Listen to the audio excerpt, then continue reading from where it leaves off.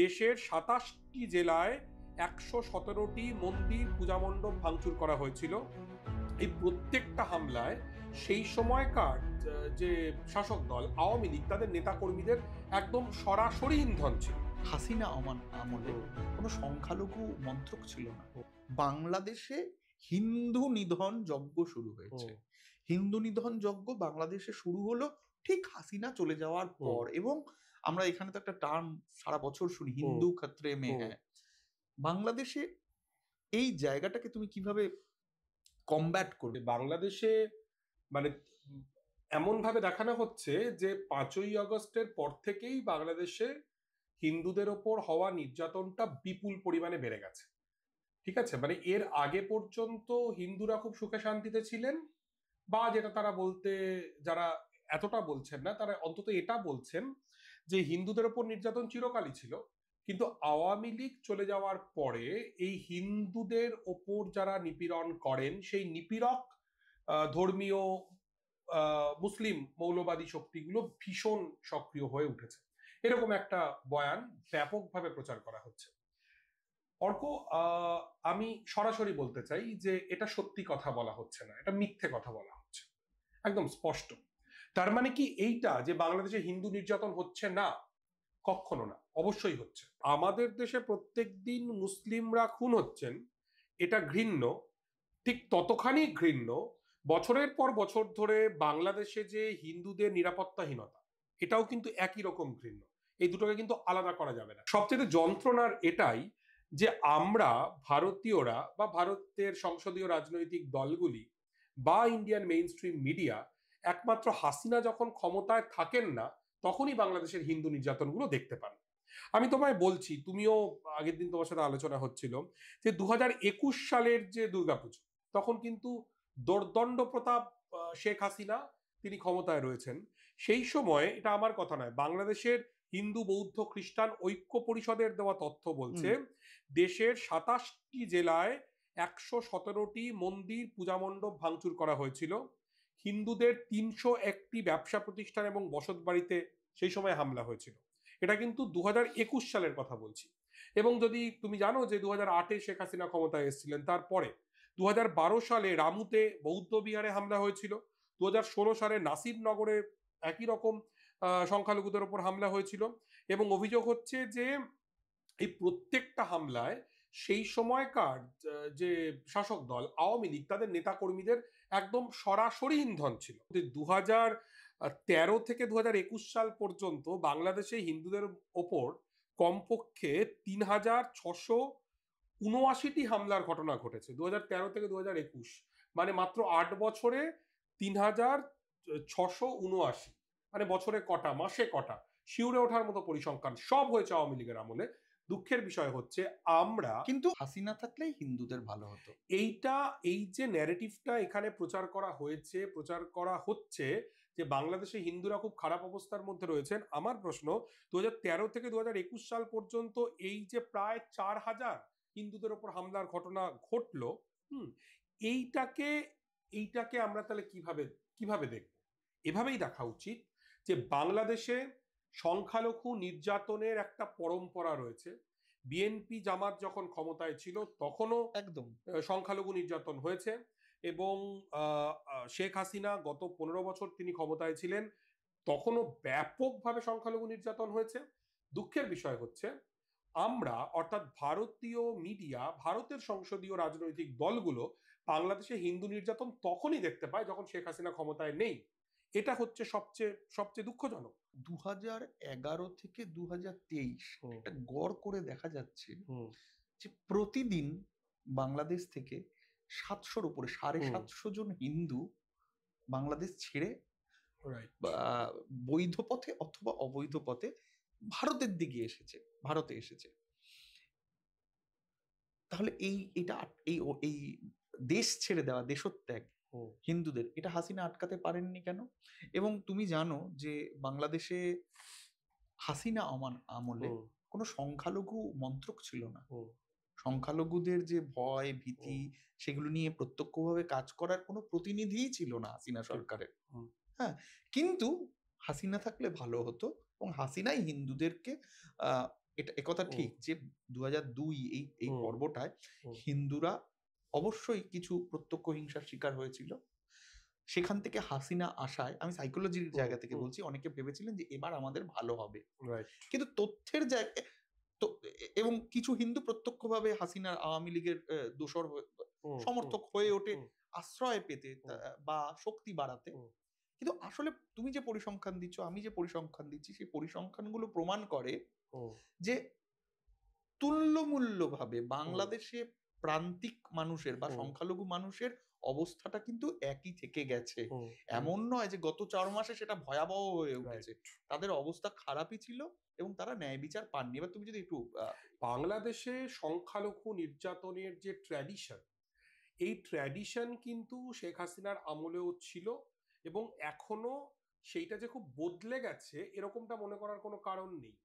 এবং মানে তুমি যদি দেখো যে 5ই আগস্টের পরে কি ঘটেছিল, এটা আমরা খুব স্পষ্টভাবে কথা বলবো। এটা ঘটনা যে 5ই আগস্ট থেকে 20শে আগস্ট পর্যন্ত এই যে কাল পর্বে প্রচুর মানুষ আক্রান্ত হয়েছেন, প্রচুর মানুষ বাংলাদেশে আক্রান্ত হয়েছেন এবং সংখ্যালঘু হিন্দুরাও আক্রান্ত হয়েছেন। আমি অধ্যাপক আনু মোহাম্মদের সাথে কথা বলছিলাম, জাহাঙ্গীরনগর বিশ্ববিদ্যালয়ের সাবেক অধ্যাপক, এবং অধ্যাপক আনু মোহাম্মদ আমাকে বলছিলেন যে কারা 5ই আগস্টের পরে প্রত্যক্ষভাবে এই হিংসের ঘটনাগুলো ঘটালেন। উনি বলছিলেন যে 3 ধরনের মানুষ এই ধরনের কাজকর্মের সঙ্গে যুক্ত। প্রথম অংশের মানুষ হচ্ছেন যারা একেবারেই সুযোগ সন্ধানী। তার কারণটা কি, 5ই আগস্টে যখন শেখ হাসিনা চলে গেলেন, দেশ ছেড়ে তিনি পালিয়ে গেলেন, তারপরে অন্তত 3 দিন, বা আসলে খাতায় কলমে 3 দিন, আসলে সংখ্যা আরো বেশি, বাংলাদেশের প্রশাসন বলতে কিছু ছিল না। ঠিক, এটা সম্পূর্ণ অ্যানার্কির একটা পরিস্থিতি ছিল এবং সেখানে ব্যাপক লুটপাট ইত্যাদি ঘটেছে এবং বহু জায়গাতেই হিন্দুরা হচ্ছেন সফট টার্গেট এবং সেই জায়গা থেকে হিন্দুদের ওপর একটা লুটপাটের ঘটনা ঘটেছে। এমনও ঘটনা ঘটেছে হিন্দু ছেলে সে মুসলিম পরিচয় দিয়ে হিন্দু বাড়িতে লুট করেছে। আবার এটাও প্রচুর মুসলিম মানুষজন যারা হয়তো কমিউনাল নন, কিন্তু তারা লুটপাট করবার জন্য তারা লুটেরা। 5 থেকে 20শে আগস্টের মধ্যে 506টি জায়গায় এরকম হামলা হয়েছে যারা হিন্দু কিন্তু তারা আওয়ামী লীগের নেতা, অর্থাৎ তারা আওয়ামী লীগ নেতা এবং তারা বাংলাদেশের মানুষ মনে করেছেন যে তারা গত 15 বছরের যে স্বৈরাচারী রেজিম বা অনেকে বলছেন ফাসিস্ট রেজিম, তার যে ফুট সোলজার, তাদের বাড়িতে হামলা হয়েছে। এবারে ধরো ববি হাকিমের বাড়িতে যদি হামলা হয় এখন, বা মানে নিশ্চয়ই হবে না, আমি উদাহরণ হিসেবে বলছি, বা যদি অমিত শাহ বা আমাদের মাননীয় মুখ্যমন্ত্রী মমতা বন্দ্যোপাধ্যায়ের বাড়িতে যদি হামলা হয়, তাহলে কি বলবো যে ববি হাকিমের বাড়িতে হামলাটা আসলে মুসলিম নির্যাতন বা মমতা বন্দ্যোপাধ্যায়ের উপর হামলা আসলে হিন্দু নির্যাতন? নিশ্চয়ই আমরা বলবো না। তেমনি এরকম প্রচুর আওয়ামী লীগের নেতা কর্মীদের ওপর হামলা হয়েছে যারা নাম পরিচয় হিন্দু, এবং এটা অস্বীকার করার উপায় নেই যেটা আমি বলে হামলা হয়নি, আওয়ামী লীগ বলে হামলা হয়েছে। একদমই একটা অংশ এই যে 500টার কথা হচ্ছে, এই যে এই এক্স্যাক্টলি, অর্থাৎ কিছু হামলা হয়েছে লুটপাটের জন্য, কিছু হামলা হয়েছে যে হিন্দুরা আওয়ামী লীগের নেতা কর্মী তাদের উপর হামলা হয়েছে, এবং অতি অবশ্যই অস্বীকার করার কোনো জায়গা নেই বেশ কিছু হামলা হয়েছে একদম সংগঠিত সুপরিকল্পিতভাবে সংখ্যালঘু সম্প্রদায়ের উপরে হামলা হয়েছে, একদম মৌলবাদী হামলা হয়েছে। এটা অস্বীকার করার কোনো উপায় নেই। মনে রাখতে হবে বাংলাদেশে কিন্তু শুধুমাত্র হিন্দুদের ওপর হামলা হয়নি, মাজারে হামলা হয়েছে। ইনফ্যাক্ট মাজারে হামলার পরিমাণ কিন্তু অনেক বেশি। আমরা দেখেছি বাংলাদেশে এই প্রথম সংগঠিতভাবে সংখ্যাগুরু মুসলিমরা তারা হিন্দু মন্দির পাহারা দিয়েছেন। এর আগে আমি আবারও তোমাকে বলছি যে আওয়ামী লীগ আমলে বা তারও আগে যখন বিএনপি জামাত জোট সরকার ছিল বা ওই 111 সরকার ছিল, সেই সময়ও কিন্তু সংখ্যালঘু নির্যাতন হয়েছে, হিন্দু নির্যাতন হয়েছে, কিন্তু তখন এরকম অ্যাক্টিভলি সংগঠিতভাবে হিন্দু মন্দির পাহারা দেওয়ার মতো প্রবণতা কিন্তু ছিল না। আমি ব্যক্তিগতভাবে মনে করি এটা গণ অভ্যুত্থানের একটা অর্জন। একটা গণ অভ্যুত্থান কখনোই বাংলাদেশের সমাজে বছরের পর বছর ধরে যে সাম্প্রদায়িকতার বিষ রয়েছে, গোটা ভারতীয় উপমহাদেশে যে সাম্প্রদায়িকতার বিষ রয়েছে তার অংশ হিসেবে একটা গণ অভ্যুত্থান সেটাকে কোনোদিন মুছে দিতে পারে না। বিষ ছিল, বিষ আছে, দুঃখজনকভাবে বিষ থাকবে। কিন্তু এই এই সময় আমরা দেখেছি হিন্দু মন্দির রক্ষার জন্য কিন্তু সংগঠিতভাবে মানুষজন দাঁড়িয়েছেন। অথচ অর্ক আরেকটা কথা আমি বলবো, মাজার রক্ষায় কিন্তু এই রকম ভাবে রুখে দাঁড়াতে আমি দেখিনি। বাংলাদেশে সমস্ত হিন্দু আওয়ামী লীগের বরাভয়ে আছে, এই মিথটা বাংলাদেশে ভেঙে গেছে। সে তো 100 বার। ধরো ঢাকা মানে আমরা বিশ্ববিদ্যালয়ে এখান থেকে বলার চেষ্টা করছি এই কারণেই যে এখানকার মানুষ এটা জানুক। হ্যাঁ, মানে আমি আমাদের ভারতীয় বন্ধুদেরকে দুজনের কথা বলতে চাই। একজন ঢাকা বিশ্ববিদ্যালয়ের ছাত্র ইউনিয়নের সভাপতি, আওয়ামী লীগ বিরোধী একটি সংগঠন, তার নেতা নাম হিন্দু, সে নাম পরিচয় হিন্দু। ঢাকা বিশ্ববিদ্যালয়ের বিএনপির যে ছাত্র সংগঠন, জাতীয়তাবাদী ছাত্র দল, সেই ছাত্র সংগঠনের সভাপতি একজন হিন্দু। এবং গয়েশ্বর রায় বিএনপি রাজনীতির খুব ইম্পর্টেন্ট একজন মানুষ। তারা মনে করছেন এই গোটা সরকারটা জামাতে ইসলামী পরিচালনা করছে। আমি খুব বিনম্রভাবে তাদেরকে বিধানচন্দ্র রায় বলে এক ভদ্রলোকের সম্পর্কে জানতে বলবো, যিনি এই সরকারের উপদেষ্টা। আমি বিনম্রভাবে তাদেরকে দেবপ্রিয় ভট্টাচার্যের কথা জানতে বলবো। একদম, তারা কিন্তু এই সরকারের সঙ্গে কাজ করছেন। কাজে প্লিজ আমরা সত্যিটা জানি। এনিওয়ে, আমি যেটা বলছিলাম যে এই প্রথম একটা বিপুল সংখ্যক হিন্দু, যাদেরকে বলা হচ্ছে যে সনাতনী যারা, তারা কিন্তু এই হাসিনা শাহীর বিরুদ্ধে আন্দোলনে প্রত্যক্ষভাবে তারা অংশ নিয়েছেন এবং তারা প্রাণ দিয়েছেন অর্ক। 6 বছরের একটা বাচ্চা মেয়ে, তার নাম রিয়া গোপ। হ্যাঁ, সে বাড়ির ছাদে ছিল, হেলিকপ্টার থেকে ছোড়া গুলিতে রিয়া গোপ কিন্তু প্রাণ হারিয়েছে।